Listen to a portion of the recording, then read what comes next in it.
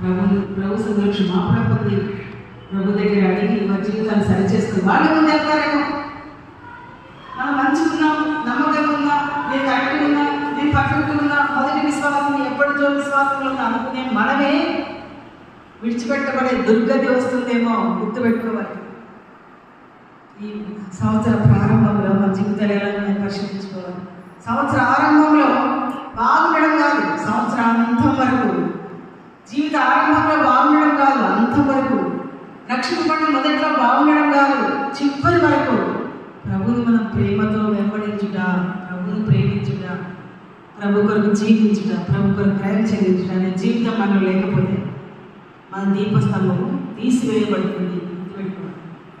కాబట్టి అంతవరకు ప్రభుని మనము ప్రేమించాలి, అంతవరకు ప్రభు కొరకే మనము జీవించాలి, త్యాగం చేయాలి. ఒక ఇద్దరు జీవితాలు చూస్తాము, వారి జీవితాలు ఎలా అంతమైపోయి, ఎలా ప్రారంభించాలి, ఎలా అంతం చేసుకున్నారు అనేది మనం చూద్దాం. చూడండి, మొదటిగా 2వ దినవృత్తాంతముల గ్రంథము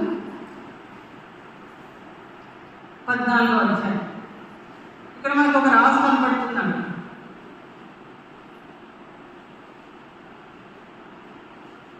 2వ వచనం 14. ఆసా తన దేవుడైన యెహోవా దృష్టికి అనుకూలంగాను యథార్థంగాను నడిచినవాడు.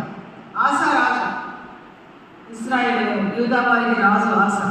ఈ ఆసా రాజు ప్రారంభంలో ఎలా ఉన్నాడంటే యథార్థంగా జీవించాడంట, దేవుని దృష్టికి అనుకూలంగా ఉన్నాడంట. మరి అన్ని దేవతల బలిపీఠాలను పడగొట్టేశాడంట, దేవతా స్తంభాలను కొట్టివేయించాడు, ప్రతిమలను తీసివేశాడు, ధర్మశాస్త్రమును మరి ఆ క్రియలు జరిగించాలి, ధర్మశాస్త్రమును పఠించాలి, ధర్మశాస్త్రమును నెరవేర్చాలని అందరికీ కూడా ఆజ్ఞాపించాడు. దేవుడిని యెహోవాను ఆశ్రయించాలని చెప్పాడు. అందుకే ఆయన దినాల్లో ఏమైందంట, 6వ సంవత్సరంలో అతనికి యుద్ధం లేకపోవడం చేత దేశంలో నెమ్మది కలిగింది.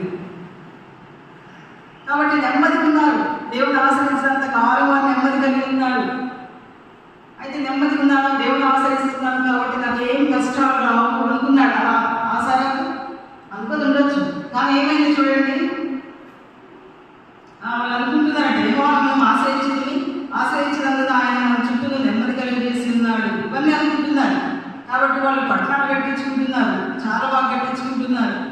మరి దాదాపు వీటి మీద పట్టుకునేవారు 3 లక్షల మందిని యూదా వారు